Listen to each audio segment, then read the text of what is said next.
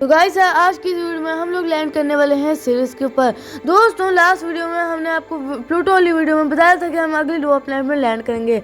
तो आज की इस वीडियो में हम लोग लैंड करने वाले हैं सीरीज के ऊपर, जिसे कई लोग एस्ट्रॉइड भी बोलते हैं, क्योंकि ये एक तरह से एस्ट्रॉइड की तरह ही दिखता है। अब दोस्तों सीरीज के ऊपर लैंड करने से पहले हम सीरीज की थोड़ी सी इन्फॉर्मेशन भी ले लेते हैं। अब दोस्तों जो सीरीज है वो अर्थ के सबसे पास का ड्वार्फ प्लैनेट है, साथ से ये सन के भी सबसे पास का ड्वार्फ प्लैनेट है, साथ से ये सन को एस्ट्रॉइड बेल्ट में से ऑर्बिट करता है। मार्स और जुपिटर के बीच एक बड़ा सा एस्ट्रॉइड बेल्ट है जहां से ये इसे ऑर्बिट करता है। दोस्तों जो सीरीज का एक्चुअल में डायमीटर है वो है 940 किलोमीटर से लेकर 965 किलोमीटर।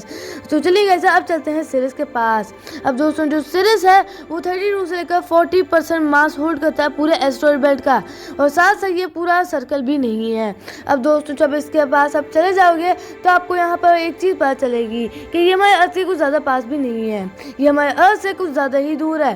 तो अब आप इसके पास जाते जाओगे तो आपको पता चलेगा कि इसे ढूंढना थोड़ा सा मुश्किल है, क्योंकि इसका साइज़ तो छोटा ही है, साथ साथ ये काफ़ी सारे एस्ट्रॉइड की तरह भी दिखता है, क्योंकि इसका रंग और बाकी एस्ट्रॉइड की तरह ही रंग जैसा है।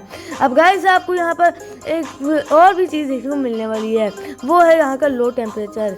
यहाँ पर से काफ़ी ज़्यादा दूर है, इसलिए यहाँ का टेम्परेचर -105 डिग्री सेल्सियस रहता है।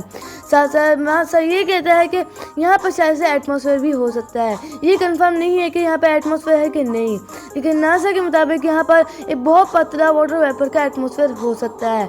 अब दोस्तों जब हम यहाँ लैंड करेंगे तो हमें काफ़ी सारी अलग अलग चीज़ें देखने को मिलेंगी। पहली बात तो गाइस यहाँ से सन मार्स की सरफेस से दिखने वाले सन के मुकाबले थोड़ा सा छोटा दिखेगा, क्योंकि जो सीरीज की डिस्टेंस है वो कुछ ज़्यादा ही है। अब दोस्तों सीरीज के लैंड करने के बाद आपको पता चलेगा कि यहाँ की ग्रेविटी कुछ ज़्यादा ही लो है। इसकी ग्रेविटी हमारे अर्थ की ग्रेविटी से बहुत बहुत बहुत ज़्यादा कम है, इसलिए इसके साथ ही इसका डायमीटर भी काफ़ी ज़्यादा छोटा है, साथ साथ इसका रेडियस भी 476 किलोमीटर का है। और दोस्तों इसे अपनी एक ऑर्बिट कंप्लीट करने में हमारे अर्थ के 4.6 ईयर्स का वक्त लगता है, तब जाकर ये सन की पूरी ऑर्बिट कंप्लीट करता है। और दोस्तों जो जो सीरीज है वो अब तक का खोजा गया एक ऐसा ड्वार्फ प्लैनेट है जहाँ पर आपको कोई भी टाइप का मून नहीं देखने को मिलने वाला। सीरीज के बाद कोई भी टाइप का मून नहीं है, साथ साथ सीरीज अब तक का खोजा गया सबसे ज़्यादा छोटा ड्वार्फ प्लैनेट भी है। साथ साथ जो सीरीज है उसके आसपास एक स्पेसक्राफ्ट ने भी इसे ऑर्बिट किया था। दोस्तों हमको पता होगा कि प्लूटो और होमिया माके और जितने भी ड्वार्फ प्लैनेट्स हैं उनको किसी ने भी ऑर्बिट नहीं किया था। अभी तक प्लूटो का इसे फ्लाईबाय लिया था, लेकिन उसे भी किसी ने ऑर्बिट नहीं किया था। लेकिन दोस्तों सीरीज अब तक का खोजा गया एक लौता ही ऐसा ड्वार्फ प्लैनेट है जिसको किसी ने ऑर्बिट किया था।